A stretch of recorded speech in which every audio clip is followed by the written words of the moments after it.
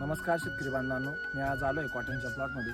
तुम्ही हा जो कापूस बघू शकता याची भरपूर प्रमाणात वाढ होताना दिसत आहे. याचं कारण असं आहे की जे आपण खताचा डोस देत असतो यामध्ये आपण नत्रयुक्त खतांचा अतिवापर करत असतो. यामुळे कापूस पिकाची शाखे वाढ होते व ते फक्त वाढ होत राहते व फुलपातींची संख्याही कमी होत असते. त्यामुळे आपण त्या ठिकाणी मेपिकत क्लोराईड जो की चमत्कार या औषधामध्ये आहे याचा आपण वापर केला पाहिजे आपल्या कापूस पिकामध्ये.